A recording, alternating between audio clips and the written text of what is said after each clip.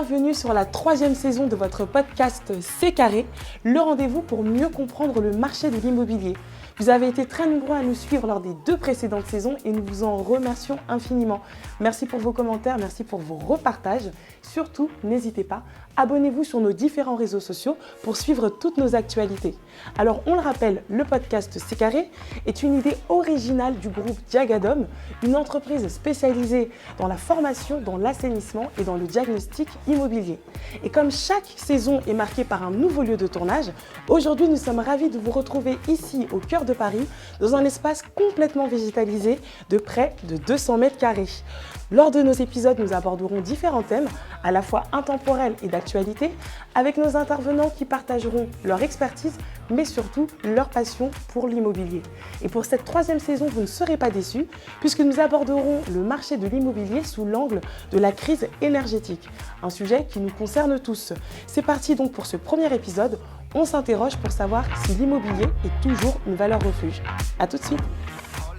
Bonjour à toutes et à tous et bienvenue sur la nouvelle saison de C'est Carré, votre podcast qui vous permet donc de mieux connaître et mieux comprendre le marché de l'immobilier. Pour ce premier épisode, on s'interroge sur un thème très fort. Le marché immobilier est-il toujours une valeur refuge ? Une question très intéressante et pour y répondre, nous avons avec nous 3 intervenants. Bonjour messieurs. Bienvenue à vous. Alors, je vais vous laisser vous présenter, on va faire un petit tour de table et ensuite on entrera dans le vif de notre sujet. Je vous en prie.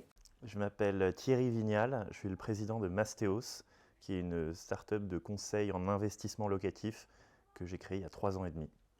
Merci et bienvenue Thierry. Je vous en prie, Seydi. Bonjour Sabrina, je suis Seydi Eren, cofondateur de la société Diagadom. On est spécialisé dans le domaine du diagnostic immobilier et il y a 2 ans, on a créé notre centre de formation pour former donc les diagnostiqueurs de demain. Super, merci beaucoup. Je vous en prie Thomas. Et Thomas Hans, donc cofondateur associé de la start-up Ville Vivante qui accompagne des collectivités et des habitants à la production de logements en densification douce. Très bien messieurs, merci pour cette présentation. Alors entrons dans le vif de notre sujet, on s'interroge de plus en plus sur le marché de l'immobilier. Est-ce qu'il reste tout aussi attractif au regard de la crise énergétique, au regard par exemple des conditions d'accessibilité à l'emprunt qui sont de plus en plus difficiles, ou même tout simplement avec les taux? Qu'en pensez-vous ? On est dans un contexte où l'inflation est hyper élevée. Je pense que vous l'avez tous subi, notamment sur les factures d'énergie. Et on a 10% environ d'inflation et c'est un moment où l'argent perd de sa valeur. Et donc il est important de commencer à trouver des idées de placement. Et l'immobilier, ce n'est pas le placement le plus risqué, ce n'est pas très volatile comme le bitcoin ou les actions en bourse. Et on fait beaucoup travailler l'argent des autres. Donc on va mettre un peu de sa poche, mais on va surtout faire travailler l'argent de la banque qui va financer le bien et le locataire qui va rembourser la banque pour nous. Et comme c'est l'argent des autres qu'on fait travailler, ça met un peu moins de pression sur l'investisseur sur une classe d'actifs qui est peu volatile et qu'on a tendance à conserver sur le très long terme. Donc même s'il y a des mouvements à court terme, baissiers ou autres, l'investisseur a en général une optique long terme qui fait qu'il peut traverser ce genre de petites vagues sur un prêt 20 ans par exemple. Donc on a tendance à ne pas perdre d'argent sur cette classe d'actifs. En tout cas, c'est plus dur d'en perdre que sur d'autres. Donc ça reste, selon vous, en tout cas, une valeur refuge sur le long terme? C'est considéré historiquement comme une valeur refuge et en plus, elle protège de l'inflation parce que le loyer, il a vocation à être indexé sur l'inflation, à la hausse, via l'indice de revalorisation des loyers. Et la dette, sa valeur réelle, elle fond à mesure de l'inflation. C'est-à-dire que plus il y a d'inflation, plus les prix augmentent, plus ce qu'on doit aux banquiers en pouvoir d'achat, en valeur réelle, baisse à hauteur de l'inflation. Alors c'est un peu technique, mais ça veut dire qu'on emprunte à taux réel négatif. On emprunte à 2 quand l'inflation est à 10, donc en fait on emprunte à moins 8 techniquement. Mais ça voilà, c'est technique. Très bien, donc plutôt oui, en tout cas, plutôt Ouais. Effectivement une valeur refuge et un investissement sécurisé long terme. Vous en pensez quoi, Seydi, du coup? Alors moi en tant que effectivement diagnostic immobilier où on a l'habitude d'aller à la rencontre des propriétaires, on est effectivement dans un contexte un peu anxiogène avec effectivement l'inflation, le prix d'énergie qui augmente, les taux d'usure, le fait qu'il y ait de plus en plus de refus de crédit auprès des banques. Donc on sent bien que les Français en fait ont envie d'investir. Il y a beaucoup de freins, mais malgré ça, pour moi je suis d'avis de Thierry, c'est que ça reste quand même un investissement sûr. Ça veut dire que déjà depuis des années, lorsqu'on met son argent dans la pierre, ça prend de la valeur. Il y a des périodes effectivement où ça prend un peu moins de valeur, où lorsqu'on vend, lorsqu'on a acheté assez cher et lorsqu'on vend dans 10 ans, il y a un peu moins de plus-value, mais on ne va pas perdre de l'argent. En tout cas, c'est ce qui en ressort aujourd'hui lorsqu'on parle avec des propriétaires ou des locataires. Ils souhaitent tous, en tout cas, investir leur argent dans la pierre. Et il faut savoir qu'aussi c'est un peu culturel, c'est qu'il y a d'autres pays dans lesquels où en fait on est plus à l'aise à être locataire, c'est moins dérangeant, mais en France on a cette envie en fait d'appartenance. Ça veut dire qu'on a envie que notre bien nous appartienne, parce qu'il y a cette image de en tant que locataire, on a l'impression de jeter de l'argent par les fenêtres. Et donc on a vraiment envie d'investir son argent dans la pierre parce qu'on sait qu'on ne va pas perdre de l'argent. Mais c'est ça, justement, c'est intéressant de rebondir sur cette mentalité très à la française où la propriété, en tout cas, finalement, c'est une valeur sûre. Mais le contexte actuel, justement, il vient pas un petit peu en contradiction avec cette façon de voir les choses. Aujourd'hui, finalement, on n'a plus vraiment de certitude. On le disait, l'inflation, les crises énergétiques, la crise sanitaire il y a quelques mois. Donc finalement, on est confronté comme ça à pas mal de perturbations qui font que ces idées et cette façon de voir la propriété comme une fin en soi peuvent être finalement un peu bousculées. Ça, c'est une réalité. Et surtout, on le voit en fait aujourd'hui avec les passoires thermiques, le fait que voilà, lorsqu'on achète un logement, il faut investir une certaine somme pour le revaloriser. Donc ça peut freiner certaines personnes qui peuvent se dire, aujourd'hui, il y a à peu près 5 millions de passoires thermiques. Donc on peut se dire, ok, si j'investis dans ce type de bien et que derrière, j'engage 20 000, 30 000 euros de travaux, est-ce qu'à la fin, je suis vraiment gagnant ou pas? Donc il y a effectivement cette question qui se pose. Et on l'a vu dans différents articles, c'est qu'aujourd'hui, quand on a une passoire thermique, donc une étiquette DPE classée F ou G, la valeur de votre bien elle peut perdre à peu près 15%. Après, ça ouvre des opportunités à des investisseurs. Donc ça veut dire qu'aujourd'hui, quand on peut acheter un bien à moins 15% dans Paris, on y va, on fonce. Voilà, ça ouvre en fait d'autres portes. Ça veut dire que dans l'immobilier, on a différentes possibilités de se dire, ok, aujourd'hui j'achète un bien qui est dévalorisé. Ok, je ne vais pas pouvoir le louer parce que c'est une passoire thermique, mais à côté, je vais peut-être faire de la location courte durée, parce qu'il y a un peu moins de restrictions là-dessus. Et même en faisant ça, on sait qu'il y aura un gain d'argent. Donc finalement, ça reste une valeur refuge. Pour moi, oui. Merci Seydi. Thomas, vous en pensez quoi du coup? Alors, moi, je vais plutôt pouvoir parler du côté de ce que je connais, parce qu'on est plutôt en relation directe avec des particuliers qui portent des projets. C'est sûr que ce qu'on perçoit dans la pratique, c'est que clairement l'immobilier, ça reste une valeur refuge très nette. C'est vraiment un point d'appui pour les gens. C'est quelque chose de rassurant, je pense. Maintenant, c'est vrai que le contexte actuel fait qu'il faut quand même faire un peu plus attention. Enfin, il y a plus de risques. Il faut mesurer un petit peu plus les choses. Et notamment, ce qu'on se rend compte, en tout cas dans notre façon d'intervenir, c'est du micro-projet. La question de l'investissement, c'est pas qu'une question de rentabilité nette, où on va faire travailler l'argent des autres. C'est souvent mixé dans des projets de vie, dans des façons de se rendre service plus tard, d'anticiper sa retraite, d'anticiper les besoins qu'ont avoir les enfants. Donc c'est vraiment dans une logique patrimoniale très sur mesure, quoi. Et dans cette logique-là, finalement, ça reste un projet essentiel, un projet d'une vie, donc Ouais, une valeur une valeur refuge. Et puis il y a refuge. vraiment beaucoup d'envie de projet, clairement. Ouais. Et Thomas, toi, tu es témoin du fait qu'il y a peu de réserves foncières en France, vu que ta boîte, elle s'occupe de ça. Ça crée une forme de pénurie. Pour moi, c'est ça qui maintient les prix et qui fait que ça ne baisse pas en période de crise, parce que tu as une pénurie de terrain, tu en es le témoin. Et Seydi, tu es le témoin du fait que les passoires thermiques, avec les dates butoirs qui approchent, vont sortir du marché potentiellement pas mal de logements. Et en fait, tu te retrouves avec une attrition du nombre de logements disponibles qui fait que tu as beau être dans un environnement économiquement stressant, il y a l'offre et la demande qui fait qu'il n'y a plus d'offres, quel que soit l'environnement, les prix ne baissent pas, quoi. Donc c'est pour ça que c'est aussi une valeur refuge dans le contexte français, c'est que tu as une espèce de floor, enfin de maintien structurel des prix via la pénurie de logements. Donc je ne vois pas un énorme crash sur le marché français. Juste pour rebondir, c'est vrai que, comme tu disais, c'est qu'aujourd'hui, comme on a dit tout à l'heure, il y a à peu près 5,2 millions de passoires thermiques qui vont si on ne fait pas de travaux, vont être interdits à location. Plus les E. Voilà, Ça plus fait- les E ça qui fait vont 12. arriver en 2034. Ouais. Ensuite, il y a à peu près 3 millions de logements vacants en France. C'est-à-dire que des personnes qui ne souhaitent pas louer ou qui ne souhaitent pas rénover. Donc, en fait, lorsqu'on rajoute tout ça, on se rend compte effectivement qu'il y a un marché assez tendu.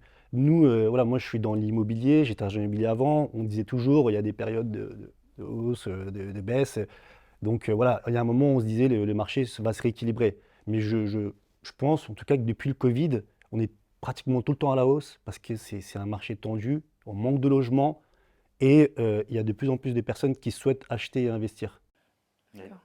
On est vraiment, justement, on est vraiment dans un marché très en mouvement finalement.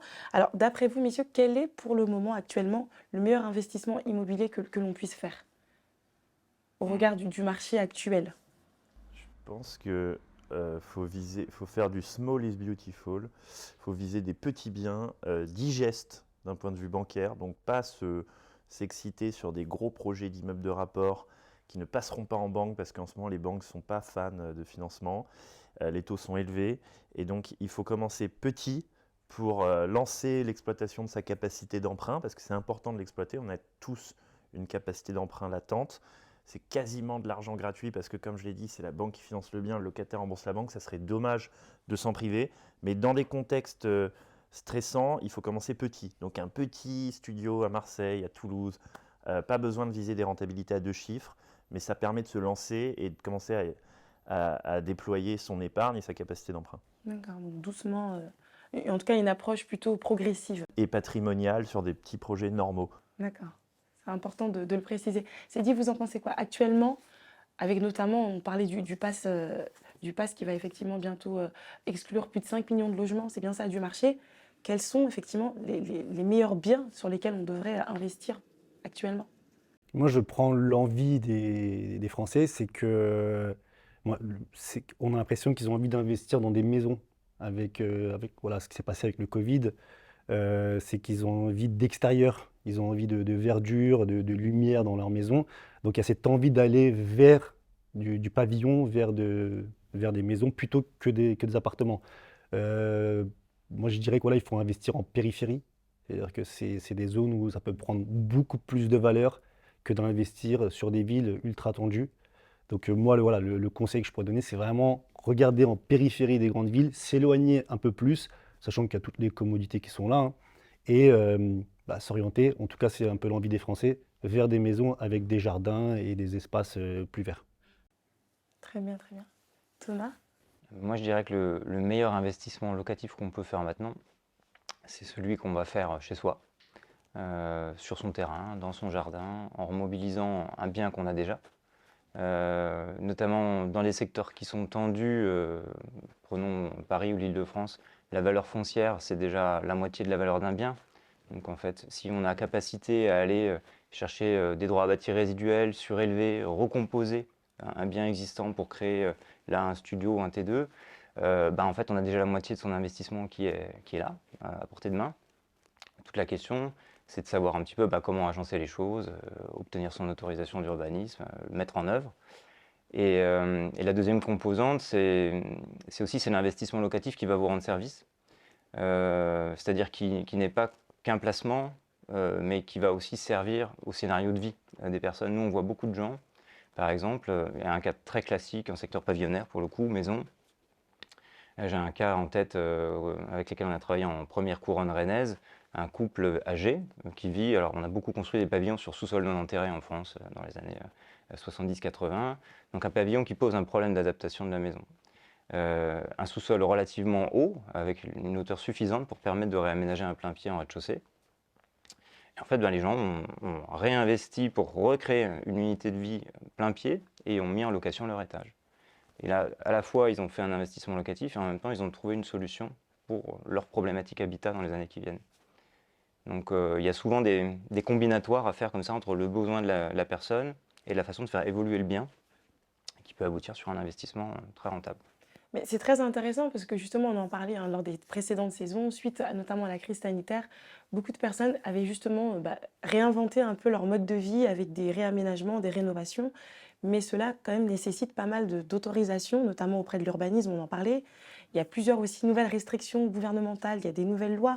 Justement, au regard effectivement de toute cette partie juridique et administrative, finalement, comment est-ce que vous appréhendez ce marché de l'immobilier? Parce que ça reste quand même assez compliqué d'un point de vue paperasse, si je puis dire. Faut pas être phobique administratif, hein.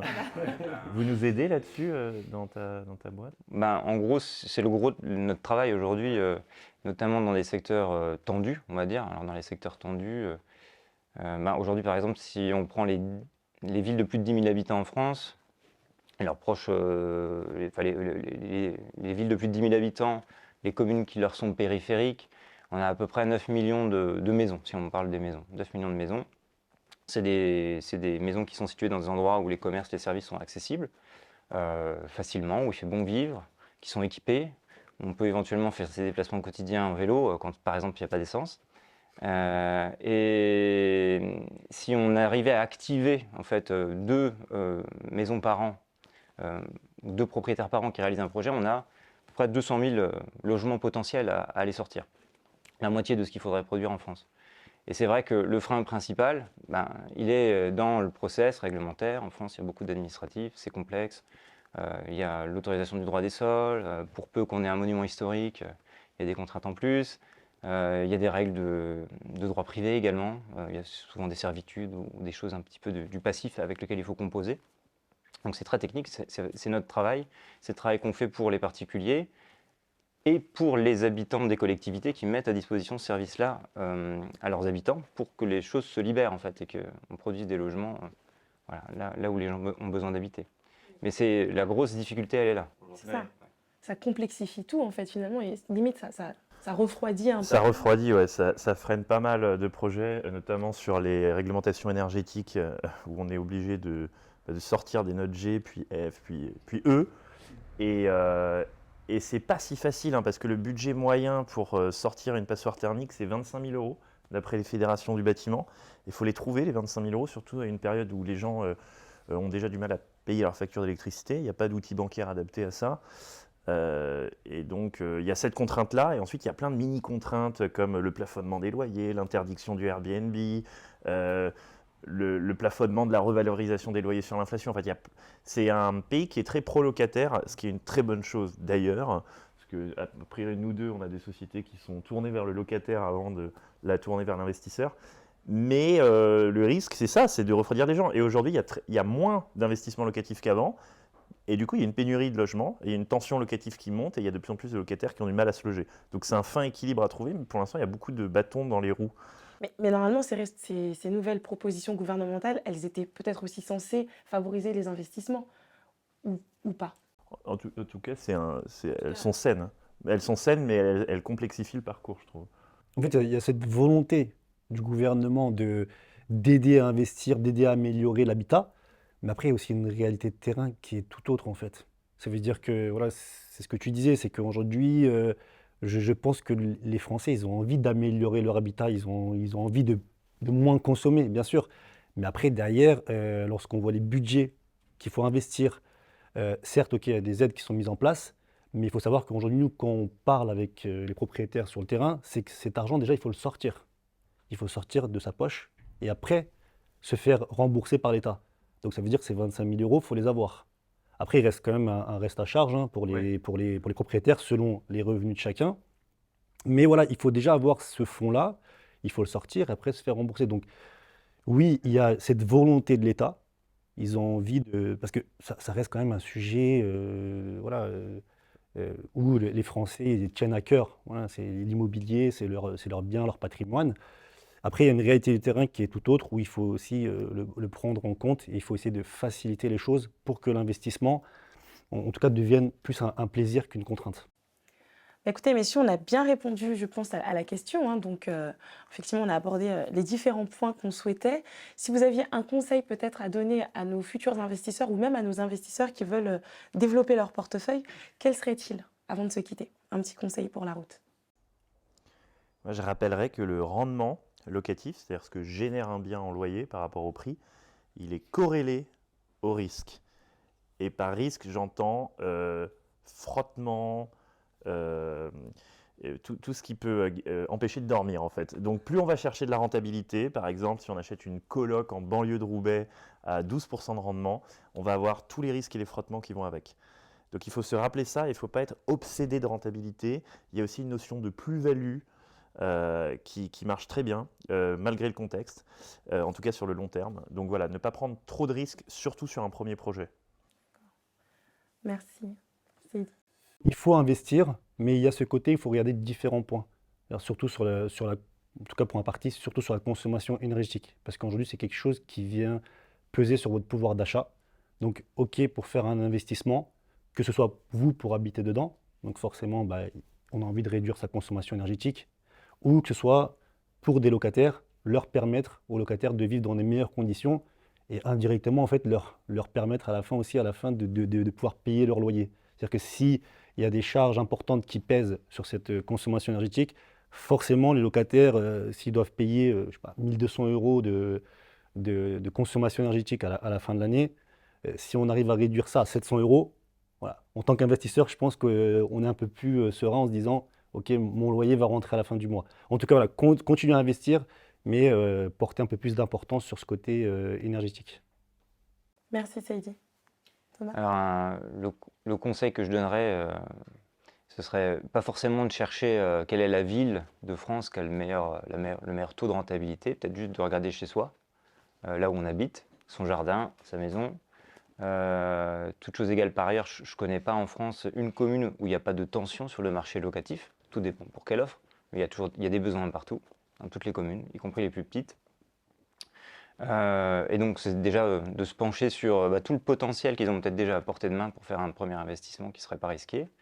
Et pour ceux qui souhaitent réfléchir, on a mis en place un service qui s'appelle Wimby sur le site wimby.co, où on est à leur écoute pour tous ceux qui veulent explorer ce potentiel-là avec nous. Merci messieurs pour cet échange riche, merci pour vos éléments de réponse, on a vraiment été ravis. On se retrouve donc pour un prochain épisode, on parlera notamment du meilleur choix d'investissement entre des programmes neufs ou de la rénovation. On en a parlé un petit peu, mais on évoquera cette question plus en détail. À très bientôt.